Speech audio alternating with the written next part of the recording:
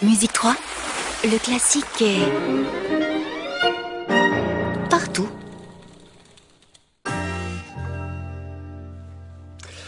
Et nous recevons ce matin Maxime Coton. Maxime Coton, vous êtes poète, vous écrivez aussi des nouvelles et nous vous recevons aujourd'hui à l'occasion de la sortie d'un recueil de nouvelles aux éditions Esperluette. Vous êtes né à La Louvière en 1986, vous avez étudié le son à l'INSAS, vous réalisez des films documentaires et des documentaires radio. Vous êtes sensible à la musique et à la musique des mots, vous avez aussi composé de la musique électro-acoustique. Bonjour. Bonjour. Et c'est Pascal Gauffaut qui va mener cet entretien ce matin. Voilà, ce bref portrait vous convient. Oui, tout à fait. Rapidement brossé. Alors, nous allons procéder comme à la coutume à quelques petites questions qu'on va vous poser pour peut-être parfaire ce portrait. Alors, je vous propose peut-être de réagir à quelques mots ou à quelques noms. Par exemple, Gareth List. Un grand musicien et mentor, Mentor. je dirais oui. Ah oui. Et vous diriez Gary Guru? Non, je ne dirais pas Garrigou, non. Mais effectivement, j'ai suivi son atelier d'improvisation au Conservatoire de Liège et ça a été une grande révélation pour moi dans l'approche de la musique, mais aussi dans l'approche des arts et de la vie en général. Et l'écriture a quelque chose à voir avec cette impro musicale? Oui, tout à fait, oui. Ouais.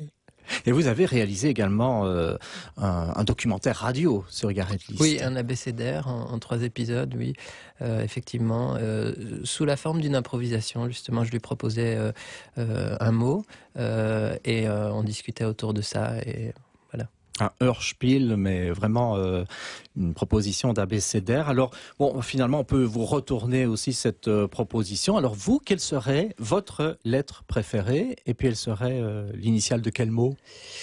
Je dirais P pour poésie, comme ça, sans trop réfléchir. Voilà, parce que la poésie est vraiment ce qui m'a mon premier rapport à l'écriture, et puis aussi de manière plus générale, c'est une approche de la vie que j'essaye de cultiver au jour le jour. P comme poésie, vous auriez pu dire P comme papa. J'aurais pu dire P comme papa, effectivement.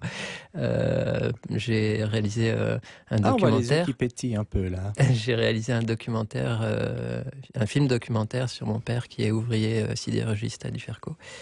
Et je suis papa depuis 5 mois maintenant. Voilà, et ce film, c'est Le Geste Ordinaire.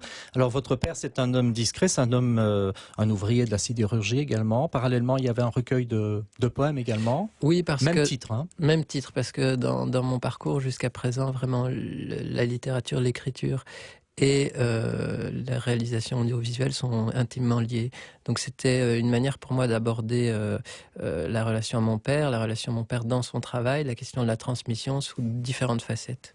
Et le mot papa apparaît d'une manière très, très sensible aussi dans le film. Vous ne dites pas mon père, vous dites papa. Papa est ouvrier. Enfin, c'est un mot qui est chargé également. Oui, oui, oui. Différemment chargé, qui fait plus référence au monde de l'enfance, papa, non? Oui, oui, mais c'était pour assumer et mettre en avant la question de la transmission dès le début du film, effectivement. Et après, à travers le film, cette relation va évoluer et je le considérais plus uniquement comme mon père, mais comme un homme à part entière. Alors Maxime Coton, le monde ouvrier, est-ce qu'il vous colle à l'histoire et à la peau? Oui, mais c'est quelque chose, c'est une problématique, il y a des questions qui sont venues il n'y a pas si longtemps que ça, et en quelque sorte c'est le fait de m'extraire du milieu dans lequel j'ai grandi qui m'a permis de commencer à réfléchir sur là où je venais. Est-ce que vous avez l'impression d'appartenir à deux mondes ou d'être assis entre deux chaises? Oui, oui, et en ce sens, j'ai beaucoup lu et beaucoup apprécié le travail d'Annie Ernaux, qui ancre tout son travail dans cette question de transfuge de classe. Donc il y a aussi un regard assez particulier sur son propre père. Dans un de ses romans, on la voit autour du cadavre de son père qu'elle décrit de manière extrêmement cruelle, extrêmement crue. Oui, oui, oui. À la différence que ici, dans ce que j'ai fait autour du geste ordinaire, l'idée c'était, mon père a 54 ans maintenant, donc il est encore dans la force de l'âge. Et donc c'était un regard rétrospectif, mais qui était encore chargé de questionnement. C'était pas uniquement un retour sur quelqu'un qui avait été. Alors en voyant le geste ordinaire et puis en lisant quelques textes autour de cette transmission finalement, j'ai pensé à Pierre Bourdieu qui dans La misère du monde avait fait une enquête, avait lancé une enquête sur des personnes qui ont quitté leur classe sociale d'origine et qui accèdent à une classe supérieure et qui se sentent souvent, comme je le disais, assises entre deux chaises. Et Bourdieu avait vraiment cette belle formule, il disait à propos de cet enfant donc qui quitte sa classe d'origine, s'il réussit, il trahit, s'il échoue, il déçoit. Est-ce que cette formule a un écho en vous? Oui, elle a un écho et en même temps, je pense que le monde dans lequel on vit est très différent de celui que Bourdieu analysait, dans la mesure où j'ai pas l'impression là d'avoir réussi ou de m'être élevé. Voilà, je suis ailleurs. Et en fait, ce que le projet Le Geste Ordinaire montre, c'est ça. En le faisant, je voulais essayer de rassembler ces deux mondes. Et en fait, c'est-à-dire le mien et celui de mon père, parce que j'avais une vision un peu peut-être élitiste de la culture. Et en le faisant, je me suis rendu compte que voilà, c'était deux strates de réel qui étaient différentes, mais qui avaient autant de valeur l'une que l'autre. Alors peut-être avant de découvrir votre recueil de nouvelles, peut-être une image qui vous habite, qui est dans votre tête, dans votre cœur, parce que bon, ce recueil est illustré par les images d'Harry Mandelbaum. Vous êtes sensible également à l'image visuelle. Est-ce qu'il y a une image importante pour vous dans l'histoire de l'art qui résonnerait en vous? Dans l'histoire de l'art, je ne sais pas, mais en tout cas, une image qui m'habite, c'est celle des terris. Ah oui, on retrouve le terri, on pourra comme une espèce de magma de souvenirs, d'histoires. Voilà, mais d'une histoire qui est une histoire passée et dont je n'ai que des bribes. Voilà, alors cela pour les mots et pour l'image, mais pour la musique. Justement, on pourrait peut-être écouter le premier choix musical de notre invité et puis le laisser nous expliquer de quoi il retourne. Ça nous permettra de rentrer de manière un peu virginale dans son univers musical. De notre invité de ce matin, Maxime Coton. Vous pouvez peut-être nous en dire un petit mot? Oui, donc c'est Émile Parisien et Vincent Perani, qui sont deux musiciens issus de la scène jazz française. Et c'est un disque qui est paru l'année dernière, en 2014, qui s'appelle Duo, chez Act Records. Et c'est vraiment une de mes grandes découvertes de l'année. Pourquoi? Parce que c'est deux musiciens qui représentent vraiment le renouveau du jazz français. Et bien que dans une autre forme d'art, c'est-à-dire pour moi dans la littérature, je me retrouve vraiment là-dedans. C'est-à-dire que c'est des gens qui font une synthèse de toute une histoire, là en l'occurrence musicale, qui sont au service de la mélodie, mais qui osent aussi c'est pas un bon exemple ici, mais qui dans leur musique osent aussi des choses beaucoup plus improvisées, beaucoup plus folles. Alors, Maxime Coton, vous publiez un recueil de 6 nouvelles aux éditions Esperluette sous le titre Resplendir. Votre recueil de nouvelles précédent, Le Geste Ordinaire, avait paru également chez Esperluette. Il avait reçu le prix Plisnier, c'est ça? Oui, le prix Plisnier. Et donc c'était des poèmes. Oui, c'était. Alors Resplendir, 6 nouvelles en fait, et 6 portraits de femmes. Enfin pas uniquement, mais en fait la femme est vraiment au centre de toutes ces histoires. Le narrateur est souvent une narratrice d'ailleurs. Alors pourquoi vous êtes glissé comme ça dans la peau d'une femme ou des femmes? Je pense que c'était plus facile pour moi de rentrer par ce truchement dans la fiction. Parce que donc voilà, Resplendir, c'est ma première œuvre de fiction à proprement parler.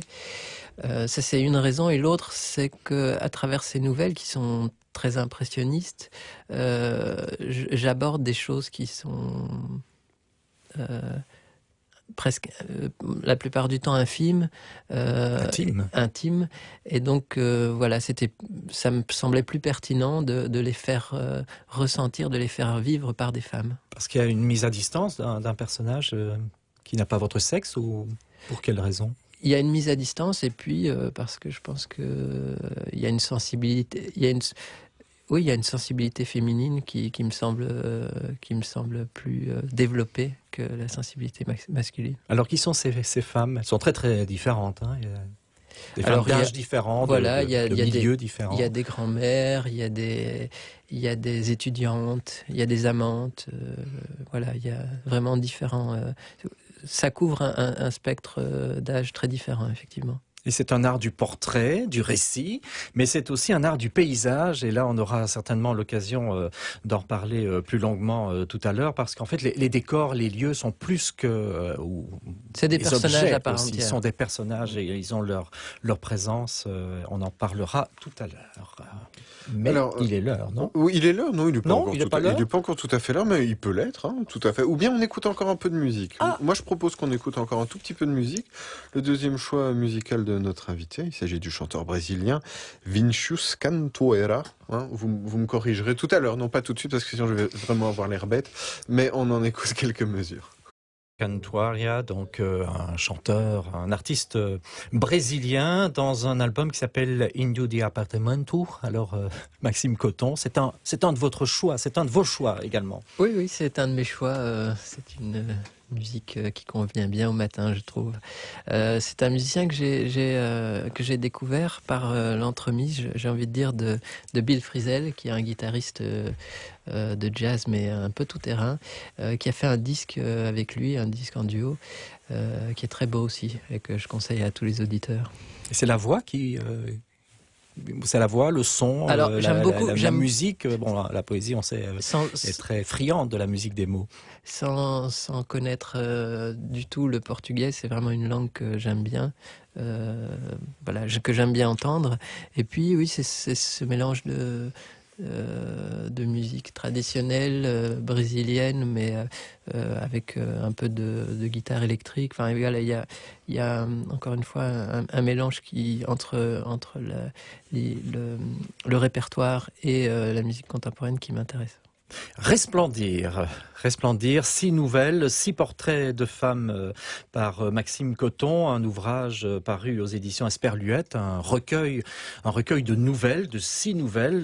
Je le posais tout à l'heure, c'est vraiment un art du portrait, mais il y a un art du paysage également. Alors quel est le statut de ces lieux? Parce que vous disiez, ces lieux, ce sont des personnages également dans ces nouvelles, mais très souvent, il me semble être en périphérie. Les lieux. Les lieux. Oui.